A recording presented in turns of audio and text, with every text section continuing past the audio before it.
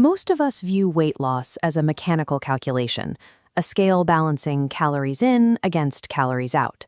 But the body is defensive.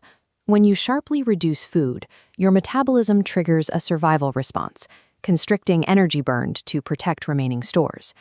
This adaptation forces your system into a state of biological panic. Hunger hormones spike to drive you towards food, while your body begins to harvest its own muscle tissue for emergency fuel. It's why the number on the scale can be so deceptive.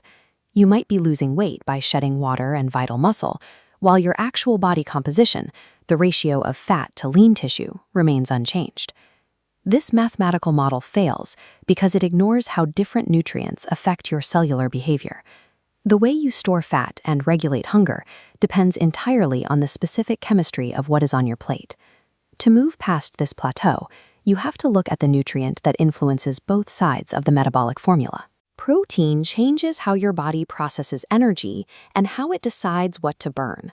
The moment you consume protein, an intensive level of chemical labor begins. Your digestive system works significantly harder to pull apart these dense molecular structures.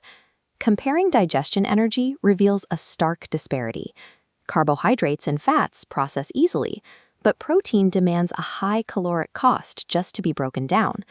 This effort provides a sustained lift to your daily calorie burn, essentially increasing your metabolic baseline. But the long-term benefit lives in your muscle tissue. Muscle is metabolically expensive. It requires a constant stream of energy to maintain, even at rest.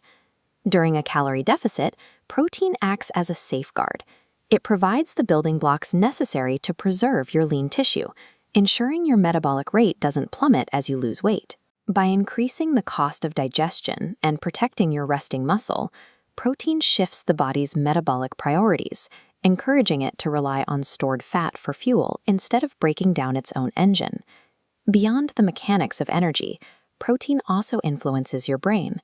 It's the most satiating macronutrient, providing a deep, prolonged feeling of fullness that other foods lack.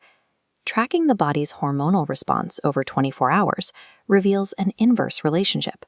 As protein intake rises, hunger hormones drop, physically quieting the signals that lead to stress eating or boredom-fueled cravings. This allows you to naturally lower your energy intake. You aren't white-knuckling through a diet. Your biology simply stops signaling for more food. However, protein needs a physical signal for its muscle-preserving role. To keep your metabolism high, you must apply mechanical stress through resistance training.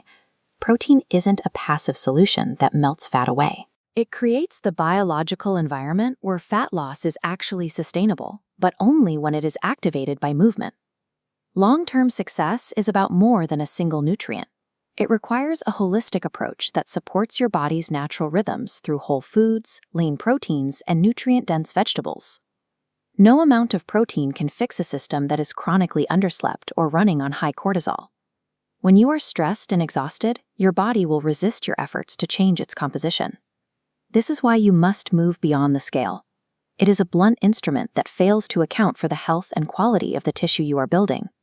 Focus on how your clothes fit, the reduction in your waist circumference, and your overall energy levels. These are the true indicators that your metabolism is functioning efficiently. To start, prioritize a quality protein source at every meal: fish, eggs, legumes, or lean meats. Stability in your hunger hormones begins with your first bite of the day. Then, commit to 2 strength-based sessions each week. You need to give your body a reason to use the protein you're feeding it. Real metabolic health isn't found in a magic supplement.